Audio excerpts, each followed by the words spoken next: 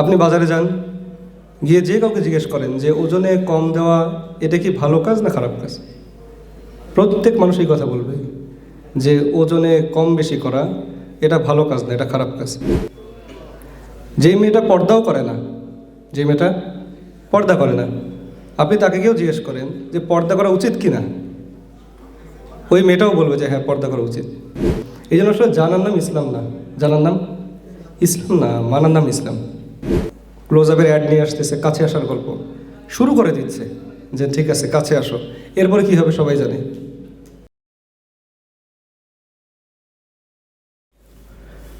আসসালামু আলাইকুম রহমতুল্লাহ। সবাই কেমন আছেন? জি আলহামদুলিল্লাহ। দেখেই খুব ভালো লাগতেছে এই কারণে যে একটা সময় আমাদের বাংলাদেশ থেকে শুরু করে পুরো বাংলাদেশের সব জায়গায় বিভিন্ন সেমিনার হতো। যাক আল্লাহ তাআলা এখন দিনের নেসবতে আমাদের এক করা তৌফিক দান করছেন এবং ইয়ুথরাও আসতেছে, এটা প্লেজার টু সি। যাক আপনারা সবাই ভালো আছেন তো? আলহামদুলিল্লাহ। যাক আলহামদুলিল্লাহ। আসলে আল্লাহ তাআলা আমাদেরকে আল্লাহর দিনের জন্যই এক করছেন, কি বলেন? এবং আমাদের আজকের আশা এবং বসা এটা আল্লাহ তাআলা অনেক আগে থেকে নির্ধারণ করে রেখেছিলেন। এই জন্য সামান্য সময় কিছু কথা হবে। আদনান ভাইও রওনা দিয়েছেন, হয়তো মাগরিবের ভিতরে চলে আসবেন, তো হয়তো কথা হবে আধা ঘন্টা ইনশাআল্লাহ, যদি আল্লাহ পাক কবুল করেন। তো এই সামান্য সময়টা যতক্ষণ আমরা যদি একটু মনোযোগ দিই, আমরা যত মনোযোগ দিব, তো এরকম রেওয়াতেও আসছে এই কথা যে যখন মজমার ভিতরে মুসলমানরা এক হয় এবং আল্লাহর দ্বীনের কথা শোনার জন্য এক হয়, তো যারা যত মনোযোগী হয়, তো বলনেওয়ালার মুখ থেকে আল্লাহ তাআলা ওই সমস্ত কথা বের করে যার দ্বারা তার খুদ নিজের হেদায়েত হবে এবং যারা শুনবে তাদেরও হেদায়েত হবে। এই জন্য আমরা সবাই একটু মনোযোগ দেবো, ঠিক আছে তো ইনশাআল্লাহ? পিছনে কথা শোনা যাচ্ছে? শোনা যাচ্ছে কথা? একটু মনোযোগ দেবো ইনশাআল্লাহ, ঠিক আছে? এবং যে যত দরদের সাথে ফিকিরের সাথে দ্বীনের কথা শোনার জন্য আসে বসে, এটার সাথে যে যত ফিকিরের সাথে বসার হক আদায় করে, শোনার হক আদায় করে, তো আল্লাহ তাআলা এই সমস্ত কথার উপর তাদেরকে আমল করার তৌফিক দিয়ে দেয়।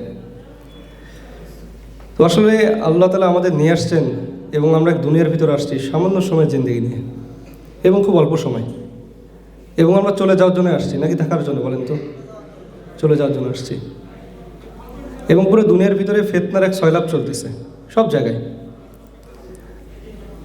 এমন কোনো মানুষ নাই বলছে যে এই ফিতনা থেকে দূরে। আমরা এখানে সবাই বসে আছি এবং আমরা সব হালাল হারাম সবাই জানি। আপনি এখান থেকে বের হন, বাইরে একটা রিকশাওয়ালাকে জিজ্ঞেস করেন যে ভাই হারাম খাওয়া ঠিক কি ঠিক না? রিকশাওয়ালা প্রত্যেক রিকশার উত্তর দেবে যে হারাম খাওয়া ঠিক না, হালাল খাওয়া ঠিক। আপনি বাজারে যান, গিয়ে যে কাউকে জিজ্ঞেস করেন যে ওজনে কম দেওয়া এটা কি ভালো কাজ না খারাপ কাজ? প্রত্যেক মানুষ এই কথা বলবে যে ওজনে কম বেশি করা এটা ভালো কাজ না, এটা খারাপ কাজ। যে মেয়েটা পর্দাও করে না, যে মেয়েটা পর্দা করে না, আপনি তাকে গিয়েও জিজ্ঞেস করেন যে পর্দা করা উচিত কি না, ওই মেয়েটাও বলবে যে হ্যাঁ পর্দা করা উচিত। তার মানে ভালোর ব্যাপারটা সবাই জানে, কিন্তু কেউ মানতে পারতেছে না। এর কারণটা কি?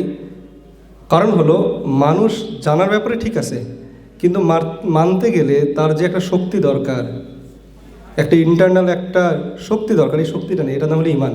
এটার নাম কি? এটার নাম ইমান। এই জন্য আসলে জানার নাম ইসলাম না, জানার নাম ইসলাম না, মানার নাম ইসলাম। বিভিন্ন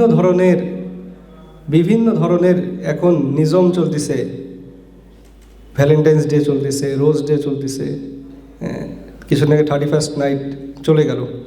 আসলে এই সমস্ত ব্যাপারগুলো, এই প্রত্যেকটা ব্যাপার, এই যে ডেগুলো আসতেছে, এগুলো জাস্ট আমাদের গোনা করানোর জন্য, এগুলো গোনা করানোর জন্য আসতেছে, আর কোনো কিছুর জন্য না। এই ডেগুলো বের করা হয়েছে এই কারণে। ক্লোজ আপের অ্যাড নিয়ে আসতেছে, কাছে আসার গল্প শুরু করে দিচ্ছে যে ঠিক আছে কাছে আসো, এরপরে কি হবে সবাই জানে, এরপরেরটা সবাই জানে। অথচ আমরা যদি 1400 বছর আগে ফিরে যাই, রাসূলুল্লাহ সাল্লাল্লাহু আলাইহি সাল্লামের জামানার দিকে যদি আমরা ফিরে যাই, তো ওই জামানার ভিতরে যে জেনা খতম হয়ে গেছিল, জেনা খতম হয়ে গেছিল। এক সাহাবী রাস্তা দিয়ে হাঁটতেছেন, তো হাঁটতে হাঁটতে তার রাস্তার এক খুঁটির সাথে তার মাথায় আঘাতপ্রাপ্ত হয়ে গেছে। তো যখন আঘাত লাগছে তো মনে মনে চিন্তা করতেছে এই কথা, যেটা কেন হলো। তো সাহাবী মনে করতেছে এই কথা যে আচ্ছা, এইটা সকালবেলায় এক গায়রে মাহরামের দিকে আমার চোখ পড়ে গেছিল, বলছে ওইটার শাস্তিস্বরূপ আল্লাহ আমাকে এটা দান করছে। তো মানুষ তার জিন্দেগির সমস্ত বিষয়গুলোকে যখন আখিরাতের সাথে মেলাবে, তো আল্লাহ তাআলার সাথে তাদের সম্পর্ক বৃদ্ধি হবে। আজকে আমরা কোনো একটা সমস্যায় বলে মনে করি যে কেন হলো, এটার কারণে এটা হলো, ওটার কারণে এটা, না, আসলে কোনো কিছুর জন্য কোনো কিছু হয়নি। বান্দার দুই হাতের কামাই, বান্দার দুই হাতের কামাই। রাসূলুল্লাহ সাল্লাল্লাহু আলাইহি সাল্লামের জামানায় এক মহিলা, খুব প্রসিদ্ধ ঘটনা, উনি জেনা করে ফেলছেন। আল্লাহ রসুলের কাছে আসছেন, এসে এই কথা বলছেন, ইয়া রাসূলুল্লাহ, আমার জেনা হয়ে গেছে। তো আল্লাহ রসুল ওই মহিলার মুখের দিক থেকে অন্যদিকে মুখ ফিরাই নিয়েছেন, আর ফিরাই নিয়ে বলছেন যে যাও যাও, কিছু হয় নাই, যাও যাও, কিছু হয় নাই। ওই মহিলা আবার ঘুরে আসছে, ইয়া রাসূলুল্লাহ, জেনা হয়ে গেছে। আবার মুখ ফিরে নিয়েছেন, যাও যাও, কিছু হয় নাই। আবার যেদিকে মুখ ফেরানো ছিল ওইদিকে আবার গেছে, ইয়া রাসূলুল্লাহ, জেনা হয়ে গেছে। আল্লাহ রসুল বলতেছেন এই কথা যে ঠিক আছে, জেনা যেহেতু হয়ে গেছে, তো যখন বাচ্চা হবে তখন এসো। তো মহিলার দিলের ভিতরে এক অপরাধ বোধ, এটা তাকে থামাতে পারতেছিল না। আর মুফাসসিরিন কিরাম এই কথা বলতেছেন যে আল্লাহ রসুল তাকে এই জন্য সময়কে বাড়াই দিলেন, যাতে করে সে এর ভিতরে তওবা করে সে যেন আল্লাহর কাছে মাফ নিয়ে নেয়। একটা সময় আসলো যখন সত্যি মহিলার বাচ্চা হলো, বাচ্চাকে কোলে নিয়ে আসলেন। ইয়া রাসূলুল্লাহ, ওই যে আসছিলাম জেনার কারণে, আবার আসছি। তো আল্লাহ রসুল দেখলেন যে বাচ্চা ছোট, এই কথা বললেন যে ঠিক আছে, এই বাচ্চা যখন রুটি খাওয়ার উপযুক্ত হবে তখন এসো, তখন বিচার কায়েম করা হবে। তো একটা সময় পার হয়ে গেল, আবার কিছুদিন পর ওই একই মহিলা, হাতে বাচ্চার হাতে একটা ছোট্ট রুটির টুকরা। আল্লাহ রসুলের কাছে এসে বলতেছেন, ইয়া রাসূলুল্লাহ, এই যে বাচ্চা, এবং সে রুটি খেতে পারে, এবং রুটি খাচ্ছে ছোট ছোট দাঁত দিয়ে, অথচ ওই বয়সে রুটি খাওয়ার কথা না, ট্রেন আপ করছে বাচ্চাকে। তো যখন রুটি খাওয়ার পরেও, রুটি খাওয়া অবস্থায় বাচ্চা নিয়ে আসছে, আল্লাহ রসুলের ফিরানোর কোনো সুযোগ ছিল না, আল্লাহ রসুলের ফিরানোর কোনো সুযোগ নেই। তো তখন জেনাকারী যেটা শাস্তি সেটাই নির্ধারণ করা হবে।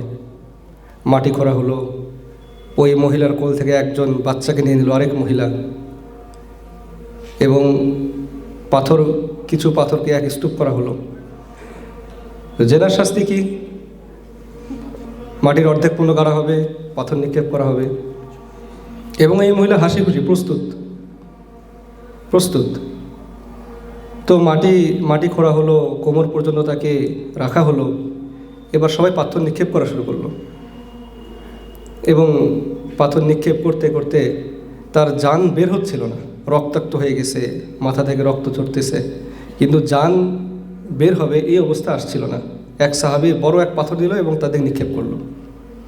যখন বড় পাথর নিক্ষেপ হলো, মহিলার মাথায় লাগলো, সাথে সাথে ওখানে ফিনকি দিয়ে রক্ত বের হলো, মহিলার ইন্তেকাল হয়ে গেল, সাহাবিয়া ইন্তেকাল হয়ে গেল। তো ওই রক্তের ছিটা যেই সাহাবী নিক্ষেপ করছিলেন তার হাতে পড়লো, এবং এই হাতে পড়ার কারণে সেটাকে একটু ঘৃণার চোখে দেখতেছিল, আফসোসের চোখে দেখতেছিল, এবং জেনাকারীর রক্ত আমার হাতে। তো আল্লাহ রসুলের কাছে এই খবর চলে গেছে, আল্লাহ রসুলের কাছে এই খবর চলে গেল। আল্লাহ রসুল সাহাবকে ডাকলেন, ডেকে বললেন, এই অমুক, তুমি যদি জানতা যে তার দিলের ভিতরে এই গুনার কারণে কি পরিমাণ প্রভাব বিস্তার করছে, এবং সে কি পরিমাণ অনুতপ্ত ছিল, তার তওবার গেহরিয়াত কি পরিমাণ ছিল, এটা যদি তুমি জানতা, তার এই তওবাকে যদি আমাদের সমস্ত কমের উপর ভাগ করে দেওয়া হয়, তো সবাইকে আল্লাহ তাআলা মাফ করে দিত। তো মানুষের জিন্দেগির ভিতরে, মানুষের ভিতরে যখন ঈমান আসে, তো আখিরাতের ভয়ের তুলনায় দুনিয়ার শাস্তি তাদের কাছে তুচ্ছ মনে হয়, তাদের কাছে তুচ্ছ মনে হয় এবং হাসি মুখে মেনে নিচ্ছে। আজকে দেখেন আমাদের কাছে জেনা করা কত সহজ, মানে আমরা মনেই করতেছি না, আমাদের কাছে কিছু মনে হয় না। একটা মেয়ের সাথে কথা বলা, একটা মেয়ের সাথে দেখা, একটা মেয়ের সাথে পরিচয় হওয়া, পাশাপাশি বসা, ক্লাস করা, কিছুই মনে হয় না। বরং এটা ট্রেডিশনাল হয়ে গেছে যে তোর গার্লফ্রেন্ড নাই, এটা হইল নাকি, তুই তো খ্যাত বেড়া, এইটাই। মানে মানে দেখেন ব্যাপারটা কতটা কঠিন যে আজকে একটা ছেলে তার গার্লফ্রেন্ড নাই, তাকে তাকে তার বন্ধুবান্ধবরাই তাকে হেয় প্রতিপন্ন করতেছে, এই ছেলেটাই বিয়ে করুক, তো তার আশপাশের পরিবার পরিজন সবাই মিলে তার এগেন্সে চলে যাচ্ছে। কত আম করে দেওয়া হয়েছে। আর আমরা কোন এক জামানার ভিতরে আছি। এই জন্যই তো শেষ জামানার ভিতরে বলা হয়েছে এই কথা যে শেষ জামানায় এমন এক সময় আসবে যে এক হাতে আগুন নিয়ে চলা সহজ হবে, কিন্তু ইমান নিয়ে চলা কঠিন হবে। সকালবেলায় ইমানের হালতে উঠবে, তো মাগরিবের সময় মুরতাদ হয়ে যাবে, ইমান হারা হয়ে যাবে। এই জন্য খুব কঠিন এক সময় আমরা পার করতেছি। আপনি এটা ছোট্ট ব্যাপার চিন্তা করেন যে হাদিসের ভিতরে যেটা আসছে যে কোনো ব্যক্তি যদি গায়রে মাহারামের দিকে তাকায়, গায়রে মাহারামের দিকে তাকায়, অপাত্রে তাকায়, আরও সহজ করে বললে যে কোনো নারীর দিকে তাকায়, তো রেওয়াতে কি আসছে? খুব সহজ, বসে তার চোখে গলিত সীসা ঢেলে দেওয়া হবে, গলিত সীসা ঢালা হবে। কিসের কারণে? একবার সে তাকাইছে। আরেক রেওয়াতে আসছে যে এক একটা কবিরা গুনার কারণে 7,000 বছর জাহান্নামে থাকতে হবে। ব্যাপারটা খুব ইজি করে ফেলা হয়েছে আমাদের কাছে। কেন? কারণ হলো গিয়ে এই ব্যাপারটা যত ইজি হবে আমাদের কাছে এটা ততটাই মেনে নেওয়া সহজ। দেখেন জাহান্নামের আগুনের কথা কতবার শুনছি আমরা, জাহান্নাম, জাহান্নামের আগুন, এটা হবে ওটা হবে, শুনতে শুনতে এত নর্মাল হয়ে গেছে ব্যাপারটা যে আর কিচ্ছুই মনে হয় না। আমরা ছোট্ট উদাহরণ দিই। আচ্ছা, এখানে বলা হলো গলিত সীসা। কেন সীসার কথা বলা হলো? কারণ সীসার যে স্ফুটনাঙ্ক এটা সবচেয়ে বেশি, যারা সায়েন্সে পড়ে জানে এটাই ঢালা হবে। একটা ব্যাপার চিন্তা করেন, ধরেন একটা লোককে তাকে শোয়ানো হয়েছে, মেডিকেলের বেডে শোয়া, 4 জন 4 হাত পা ধরে রাখছে। এখন একজন ইঞ্জেকশন নিয়ে আসলো, একজন ডক্টর, কি করা হবে? তার চোখে ইঞ্জেকশন পুশ করা হবে। বলুন তো ব্যাপারটা কেমন দাঁড়াবে? একটা ইঞ্জেকশন পুশ করবে, সুস্থ মানুষ, জীবন্ত মানুষ, তার চোখে গলে যাবে কি না? যদি সেকেন্ড টাইম পুশ করা হয় কী অবস্থা হবে? থার্ড টাইম পুশ করা হয়, আপনি কল্পনা করেন আপনি হারায় যাবেন। কেন যাবেন জানেন? এইটার বাস্তবতাটা আপনার সামনে আছে, আমার সামনে আছে। কিন্তু ওই যে জাহান্নাম, ওই যে আগুন, ওই যে গরম সীসা, এতবার শুনছি আমরা যে এটাকে আর কঠিন মনেই হয় না, এটাকে আর কঠিন মনে হয় না। এই জন্য আমাদের জিন্দেগিতে শয়তান কখনো আলটিমেট গোলের দিকে মানুষকে নিয়ে যায় না যে এটার পরিণতি কী হবে। প্রথমে সহজটাই বোঝায় যে কাছে আসো, একটুই তো কথাই তো বলতেছি, কথা বললে কী হবে, একটু ভালো লাগতেছে। অনেকে আবার বলে যে একবার তাকায় দেখলে কী বা সমস্যা। ওই আসে না শরীয়তে জায়েজ করা হয়েছে না যে যদি একবার তাকাই, একবার তাকানো জায়েজ। তো অনেকে জিজ্ঞেস করে যে ভাইয়া ওই একবার তাকানো জায়েজ, তার মানে কি পুরাটাই দেখবো? মানে যতক্ষণ দেখা যায় আর কি, একবার তো অনুমতি আছে। ব্যাপারটা কি আসলে তাই? ব্যাপারটা তো আসলে তাই না, তাই না? এই জন্য আসলে আমাদের সময় খুব কম। একটা ছোট্ট ঘটনা বলি। আবদুল্লাহ আন্দুলুস রহমতুল্লাহ আলাই এক জামানার এক বুজুর্গ ছিল, তাবেইনদের পরে আসছেন, এবং নোমান শিবলি রহমতুল্লাহ আলাই ওনার ওস্তাদ ছিলেন। শিবলি রহমতুল্লাহ আলাইয়ের ব্যাপারে অনেকেই জানে যারা তাফসির বিশারদ, তাফসির করছেন। একবার এক কাফেলা নিয়ে ওনারা হজে যাচ্ছেন, হজের মৌসুম, খুব নুরানি কাফেলা। শিবলি রহমতুল্লাহ আলাই আছেন, আবদুল্লাহ আন্দুলুস রহমতুল্লাহ আলাই ওনারা আছেন। এবং আবদুল্লাহ আন্দুলুস রহমতুল্লাহ আলাই ওনার ব্যাপারে রেওয়াত আছে যে 30,000 হাদিস ওনার সনদ সহ মুখস্থ ছিল। কত হাজার? 30,000 হাদিস সনদ সহ মুখস্থ, অর্থাৎ রাবিও মুখস্থ ওনার। তো উনি জামাতের আমির, সফর হচ্ছে, তো এক জায়গায় পানির প্রয়োজন হলো, তো কাফেলা থামলো পানির জন্য। তো যেই জায়গায় থামলো ওই জায়গাটা খ্রিস্টান পল্লী ছিল, একটা খ্রিস্টান পল্লী ছিল। তো এক কুয়া থেকে, ওইখানের পানিটাই সবচেয়ে ভালো, কুয়া থেকে পানি তোলা হতো, খাওয়া হতো। তো ওই সময় একটা রেওয়াজ ছিল যে কুয়া থেকে পানি শুধু খ্রিস্টান মেয়েরাই তুলবে। তো আবদুল্লাহ আন্দুলুস রহমতুল্লাহ আলাই ওখানে উনি জেরালেন, বসলেন এক জায়গায়। তো আল্লাহ যাকে আসলে হেদায়েত দেয়, আল্লাহ তাকে যাকে হেদায়েত দেয়, আর যাকে হেদায়েত দেয় না তাকে কাবা শরীফ তওয়াফরত অবস্থায় তার থেকে হেদায়েত তুলে নিতে পারে। আর আল্লাহ যাকে হেদায়েতের উপর রাখবেন তো কাফের মুলকের ভিতরে সে পরিপূর্ণ হেদায়েতের উপর থাকতে পারে। এটা আল্লাহ পাকের শান, আল্লাহ পাকের ইচ্ছা। তো পানি তোলার জন্য যখন যাওয়া হলো, আব্দুল্লাহ আন্দুসি রহমতুল্লাহ আলী উনি বসে আছেন, খ্রিস্টান একটা মেয়ে পানি তুলতেছে, বোঝানোর জন্য বলতেছে যে কতটা সেন্সিটিভ ব্যাপারটা। সামান্য একটু হাত বের হয়েছিল, খ্রিস্টান মেয়ের চোখ পড়ছে, চোখ ফিরাতে পারতেছে না। 30,000 সনদসহ হাদিস মুখস্থ, শয়তানের ধোকা। তো তাকাইছে আর চোখ ফিরাতে পারতেছে না। সাগরেররাও চিন্তা করতেছে, রে হজরত এত বড় হজরত আল্লাহ উনি তাকাইছেন, চোখ ফিরাচ্ছেন না। ডাকা হচ্ছে, কোনো সে নেই, চোখ ফিরাতে পারতেছেন না, তাকাই আছেন। তো এমন অবস্থায় একটা সময় পার হয়ে গেল। উনি এরকম খ্রিস্টান পাদ্রীর মেয়ের দিকে এরকম পড়ে গেছেন। তো এইদিকে যতগুলো ওনার খানকা ছিল, ওনার যারা সাগরেদ ছিল, যারা ছাত্র ছিল, সব লণ্ডভণ্ড হয়ে গেছে। তো লম্বা সময় পর শিবলি রহমতুল্লাহ আলাইহি বললেন ওস্তাদের খবর নেওয়া দরকার। তো তারা 3-4 জন এক কাফেলা নিয়ে আবার ওই জায়গায় আসলেন। তো ওনারা যে বর্ণনা দিচ্ছেন সেই বর্ণনাটা এরকম যার মাফুম, ওনারা গিয়ে দেখতেছেন যে এক জায়গায় যে এইরকম আমাদের 3 বছর আগে এক উস্তাদ আসছিল, সে কোথায়? তো বলছে সে তো শুকর চড়ায়। তো দেখো ওই হয়তো কোনো প্রান্তরে, নদীর প্রান্তর বা হ্রদের প্রান্তরে আছে। তারা গেছেন। তো শিবলি রহমতুল্লাহ দেখতেছেন যে আমরা হজরতকে দূর থেকে দেখলাম, এবং দূর থেকে দেখলাম যে খ্রিস্টানরা যে টুপি পরে সেই টুপি তার মাথায়, এবং উনি যে পাগড়ি পরে জুম্মার খুতবা দিত সেই পাগড়ি তার কোমরে বাঁধা, এবং যেই লাঠির উপর ভর করে উনি খুতবা দিতেন ওই লাঠি দিয়ে উনি শুকর চড়াচ্ছেন। তারা কাছে গেলেন, গিয়ে বললেন যে আপনার কি অবস্থা হজরত? তো বলতেছি দেখো তোমাদের পথ আমার পথ ভিন্ন। তো তখন শিবলি রহমতুল্লাহ জিজ্ঞেস করলেন যে আচ্ছা আপনারা কি এই যে আপনি কোরআনের হাফেজ এবং 30,000 হাদিস আপনার মুখস্থ, কোরআনের কোনো আয়াত কি আপনার মুখস্থ নেই, মনে নাই, মনে পড়ে না? তো বললো দেখো সব ভুলে গেছি, এক আয়াত মনে আছে, যার অর্থ আল্লাহ যাকে ইজ্জত দান করে তাকে আল্লাহ ইজ্জতওয়ালা বানান, আর যাকে বেইজ্জত করেন তাকে বেইজ্জত বানান, এবং হেদায়েত একমাত্র আল্লাহর হাতে। এই কথা শুনে ওইখানে সবাই কান্না শুরু করলো। আবার জিজ্ঞেস করা হলো হযরত কোনো হাদিস কি মনে আছে? তো বললেন সব হাদিস ভুলে গেছি, এক হাদিস মনে আছে। সেটা কি? বলছে কেউ যদি ইসলাম থেকে বের হয়ে যায়, মুরতাদ হয়ে যায়, তোমরা তাকে কতল করে ফেলো, তোমরা তাকে কতল করে ফেলো। তো এমন অবস্থায় প্রত্যেকে কান্না শুরু করলো। এত কাঁদতেছে যে পশু পাখি সব এক হয়ে গেছে, সব এক হয়ে গেছে। তো এরপরে ওনারা দেখলেন যে এনাকে আর বোঝানোর মতো কিছু নেই, ওনারা ফেরা শুরু করলো। তো সামান্য কিছু দূরে যখন গেল তো শিবলি রহমতুল্লাহ আলাইহি দেখলেন যে আব্দুল্লাহ আন্দুস রহমতুল্লাহ আলাইহি উনি বললো তোমরা একটু থামো। সবাই থামলো। তো দেখলো যে হজরত আবার গেছেন একটা জলাশয়ে, গিয়ে এরকম গোসল করছেন।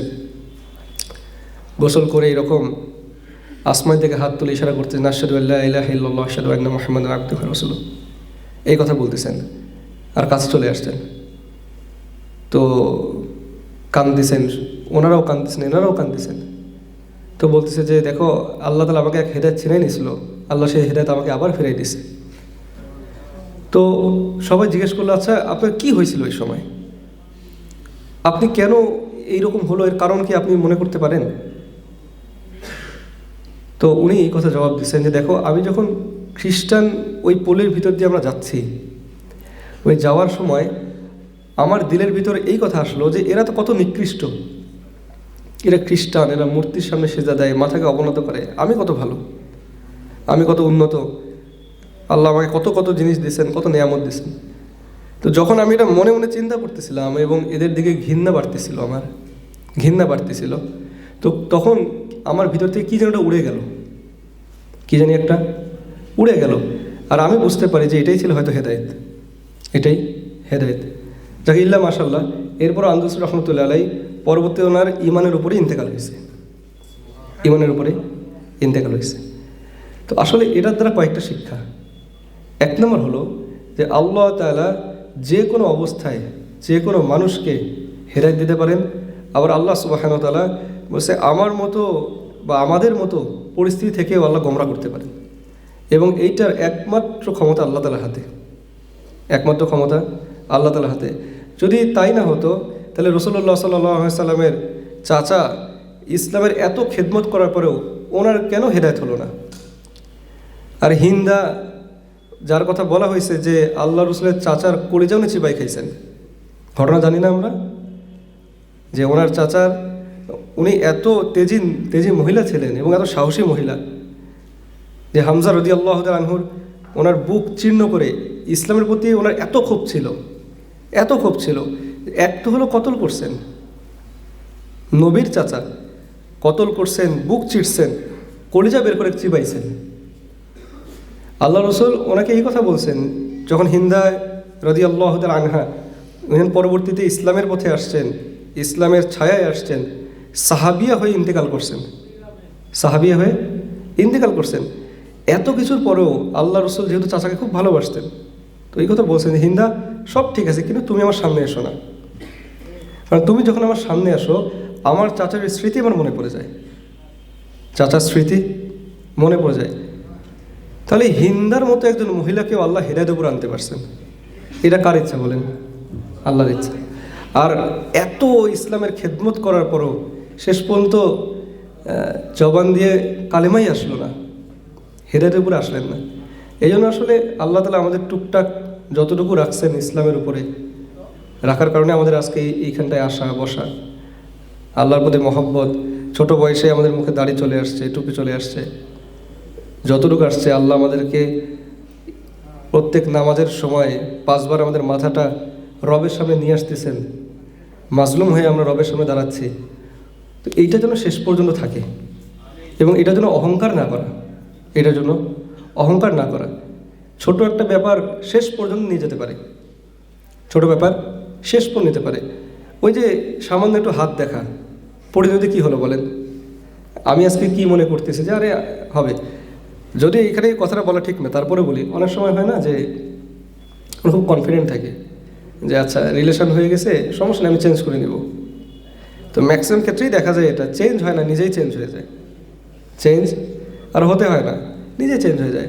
অনেক আবার দিনী ভাইদের ভিতরে এটা দেখা যায়, এটাকে ডিসকাস করা হচ্ছে না, রিয়েলিটি বলছি আর কি, আমার সাথেও ঘটছে, আশপাশের মানুষের সাথে দেখছি, অনেকের সাথে চলার পথে দেখা হয়েছে।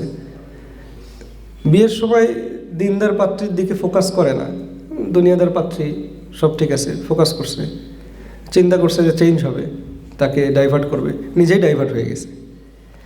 তো না, এমনটা না যে করবো না, তবে ইন্টেনশন থাকা ভালো যে না ঠিক আছে, আমার মানহাজ অনুযায়ী আমি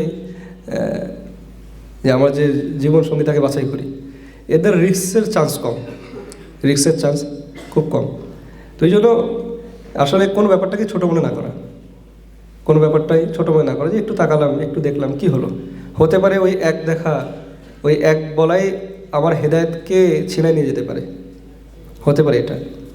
এই জন্য আসলে আমাদের সময় খুব সংক্ষিপ্ত এবং আল্লাহ তাআলা আমাদেরকে যে ফিতনার জামানার ভিতরে আনছেন, আশপাশে যত মেয়ে, আশপাশে যত ফিতনা, আমাদের মেয়ে তো এক ফিজিক্যাল মেয়ে, পোস্টারে মেয়ে, ফেসবুকে মেয়ে, ইউটিউবে মেয়ে, মেয়ে সবখানেই পণ্য, প্রোডাক্ট সব জায়গায়। তো বাঁচবো কীভাবে? বাঁচা বড় কঠিন।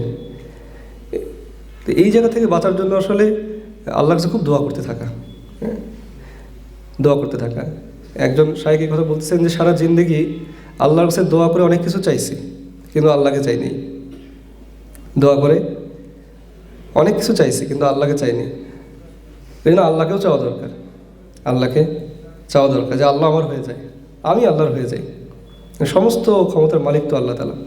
আর জান্নাতে তো আল্লাহ তাআলা এই ফিতনার চাইতে, এটা তো মাটির হুর, তাই না?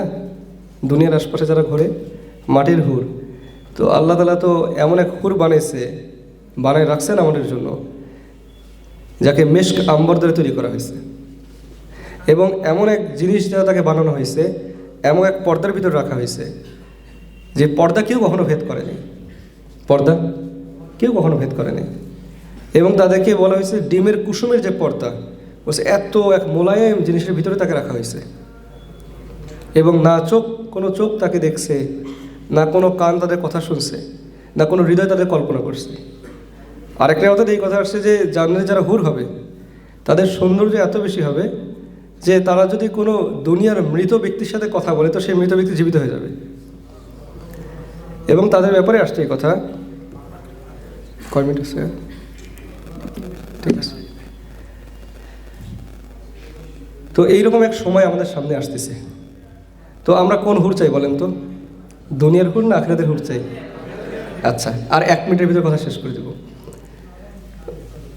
এই যে জান্নাতে এত এত নিয়ামত থাকবে না, এই নিয়ামতের পরেও এক ব্যক্তি বাগান দিয়ে হাঁটবে, কোনো এক বাগান, ওই বাগানের ভিতরে একটা গাছ হবে যার গাছের ভিতরে ডালিম থাকবে। হুট করে সে ডালিম পড়বে আর একটা হুর বের হবে জান্নাতে অনেক দিন অতিক্রম করার পরেও। তো তখন হুরকে জিজ্ঞেস করবে তুমি কে? তো উনি তখন বলবে আমি আপনার জন্য। কবে আমাকে জীবিত করা হয়েছে? তো তখন বলা হবে যে ওই যে তুমি সামিল ইসলাম সজীব না? হ্যাঁ, ওই যে তুমি কুড়িগ্রাম দিয়ে যাচ্ছিলা সরকারি কলেজের সামনে দিয়ে, এক মেয়ে তোমার সামনে আসছিল, তুমি মাথা নিচু করছো, ওই যে এক সবরের কারণে আল্লাহ আমাকে এখানে জীবিত করছে। তো এইটাও স্পেশাল হবে ইনশাল্লাহ। তো আমরা চাই তো ইনশাল্লাহ। ইনশাল্লাহ আল্লাহ তালা আমাদেরকে কবুল করার তৌফিক দান করুক। আল্লাহ আমাদের যে সমস্ত কথা হলো, আদান ভাই আসবে, সেই সমস্ত কথাগুলোর উপর আমার তৌফিক দান করুক। ঠিক আছে না ইনশাল্লাহ? আল্লাহ আমাদের সবাই করুক।